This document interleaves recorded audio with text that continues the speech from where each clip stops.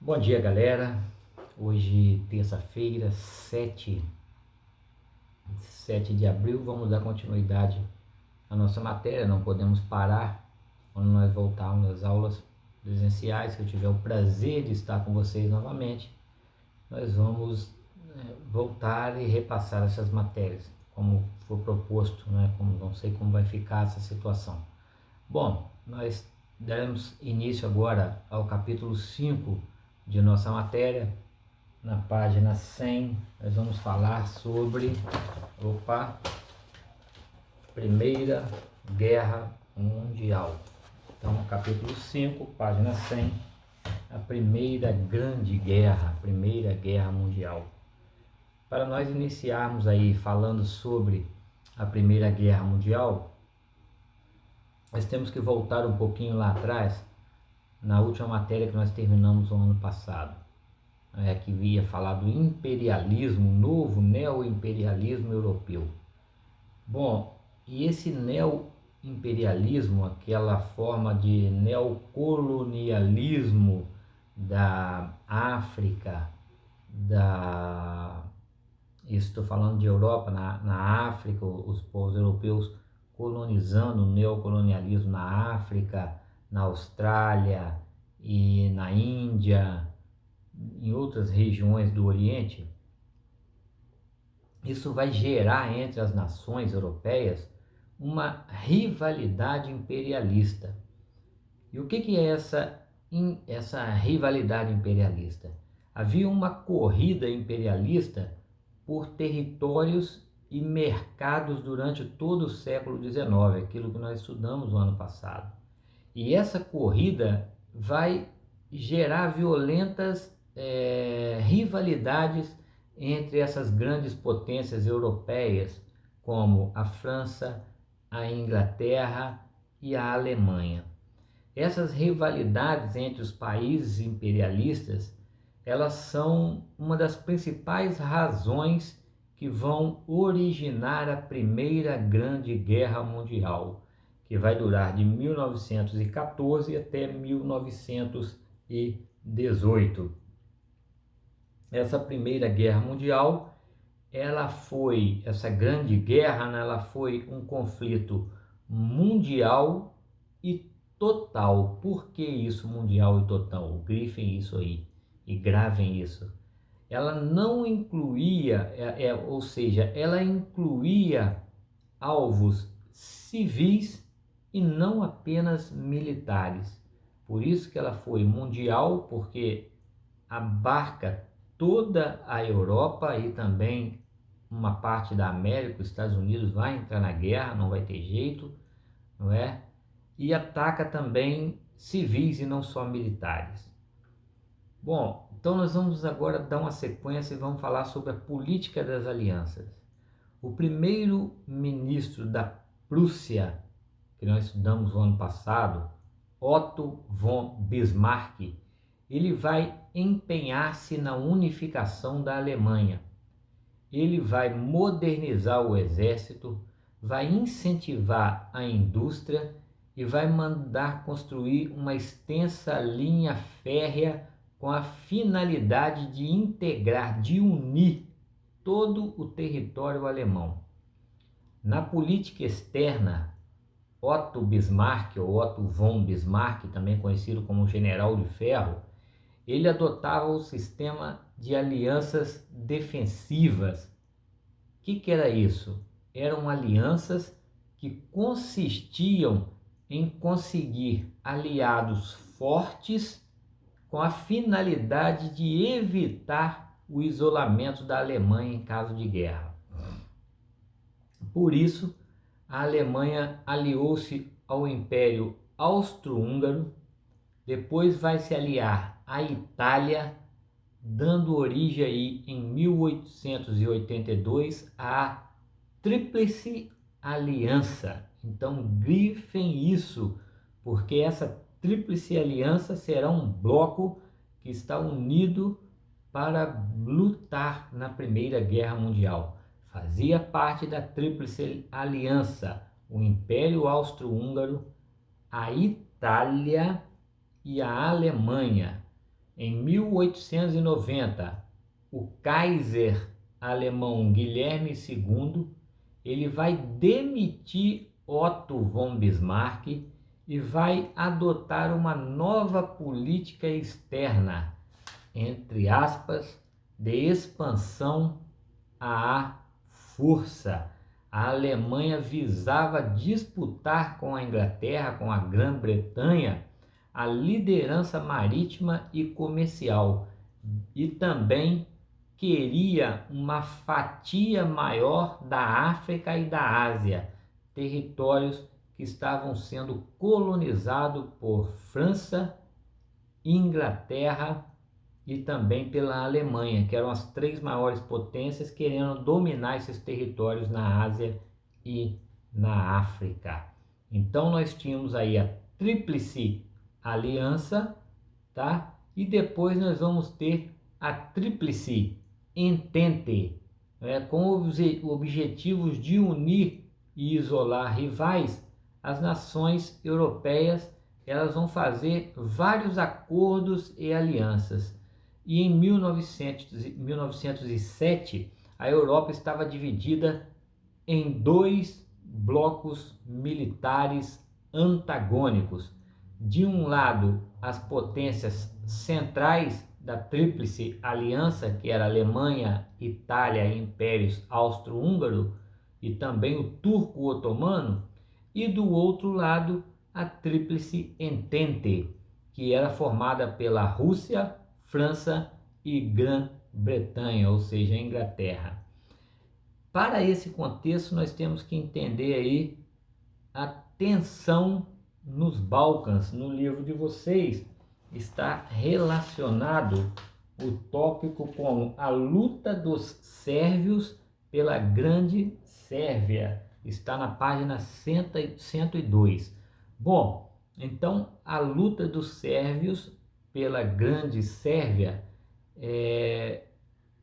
nesse contexto, o que nós podemos entender? A Sérvia era uma nação eslava independente, ou seja, era formada por povos que pertencem ao grupo linguístico eslavo, assim como os servo-croatas, os russos, os poloneses, os tchecos, os eslovacos, os búlgaros e os ucranianos. Esta nação, ela lutava para libertar os territórios habitados por eslavos na região dos Balcãs, a fim de que? De formar a Grande Sérvia. Entretanto, parte dos eslavos estava sob o domínio do Império Austro-Húngaro e outra parte sob o domínio do Império Turco-Otomano. Bom, para enfrentar os austríacos e os turcos, a Sérvia ela vai lá buscar a ajuda de quem? Da Rússia, que defendia o pan-eslavismo, e queria aí aumentar o seu império. É importante salientar, é importante lembrar que nessa época, tanto o Japão quanto os Estados Unidos, eles se transformaram também em prósperas potências regionais, também e desejavam também expandir aí os seus domínios. Somando-se a isso, nós tínhamos também aí a corrida armamentista, também conhecida como paz armada. Gravem isso, paz armada. E nos faz entender que o mundo daquela época, nas vésperas da Primeira Guerra Mundial, repousava sob um barril de pólvora. Por que então falar isso, paz armada? Porque todos os países queriam se armar, diziam estar em paz com o outro, mas se armavam até os dentes para poder estar preparado para uma eventual guerra. Eles já sabiam que poderiam acender o estopim desse barril de pólvora e de repente, bum, estouraram a guerra na Europa. Então eles já estavam se preparando para esse período? Bom, então nós vamos falar um pouco mais sobre essa paz armada.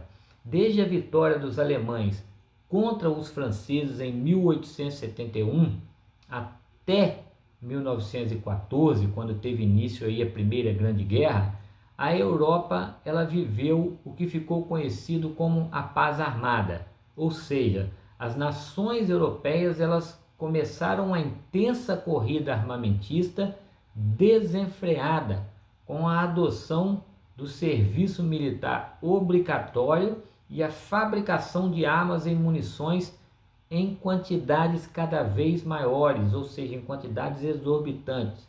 Os civis ficaram aí divididos entre pacifistas, as pessoas que queriam a paz, e os belicistas, aqueles que queriam que o seu país se armasse cada vez mais. E através desse processo aí da corrida armamentista e sob a tensão da paz armada, vai acontecer um fator que vai originar a Primeira Guerra Mundial. E qual foi essa gota d'água? O clima tenso entre as nações tornava aí a guerra cada vez mais inevitável. Faltava apenas um motivo, pisar na ponta do dedo com calo, o dedo machucado de uma pessoa, um incidente, ou seja, uma desculpa para acontecer a guerra. E essa desculpa, esse incidente, esse estopim, essa gota d'água, ela vai acontecer no dia 28 de junho de 1914, quando um estudante nacionalista sérvio, chamado de Gavrilo Princip, assassina a tiros o herdeiro do Império Austro-Húngaro, o príncipe Francisco Ferdinando.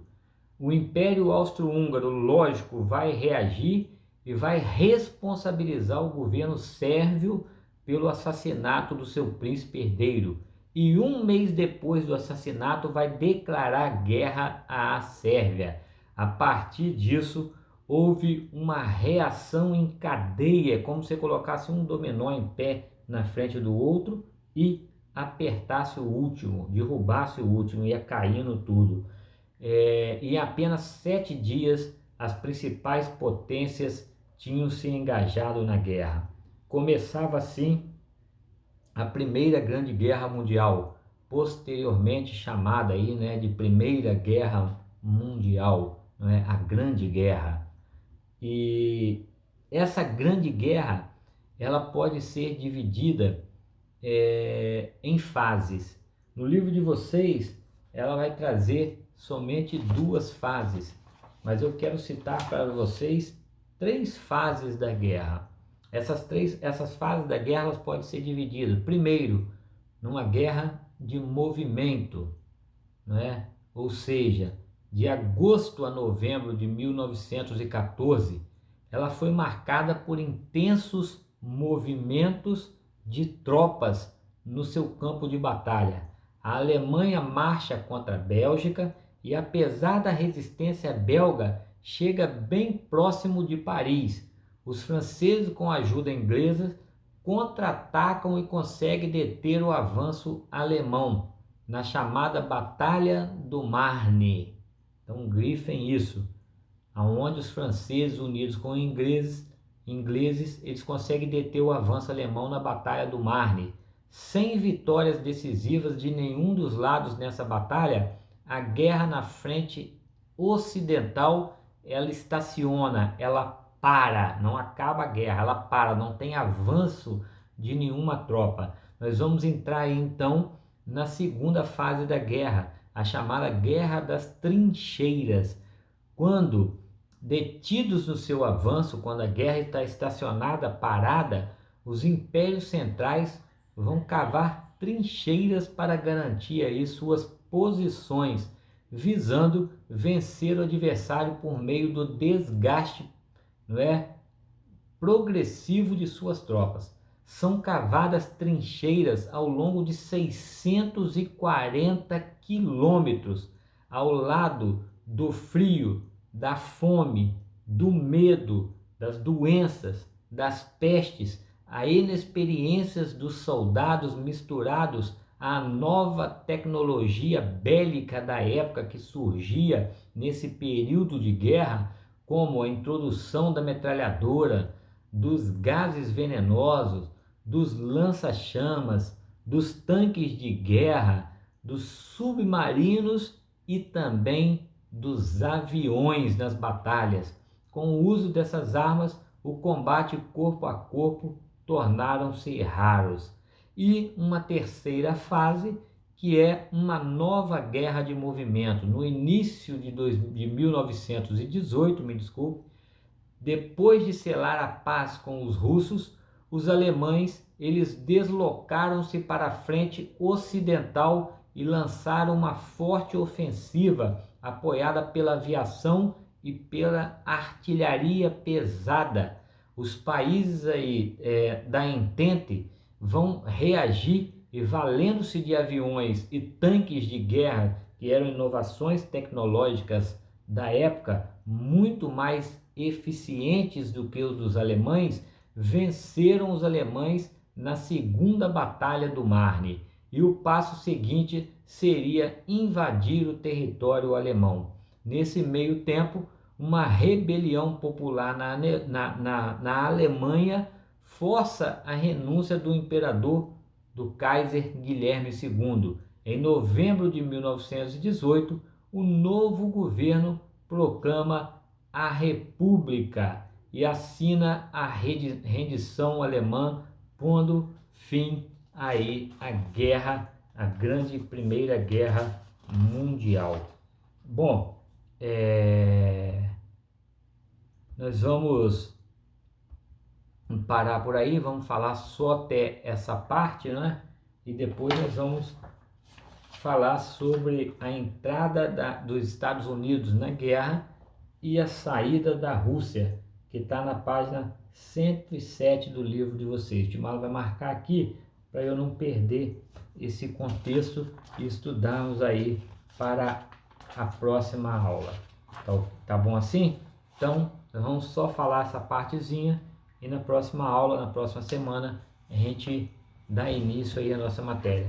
Bom, Timalo tem uma notícia para vocês, eu vou postar um filme no grupo, vocês devem ter visto aí na hora de acessar o link. Esse filme é para vocês assistirem, pode assistir com toda a família. É um filme sobre a matéria anterior que nós estudamos, a Primeira República, não é? E eu gostaria que vocês assistissem o filme, porque tem uma atividade sobre o filme que vai valer para nota.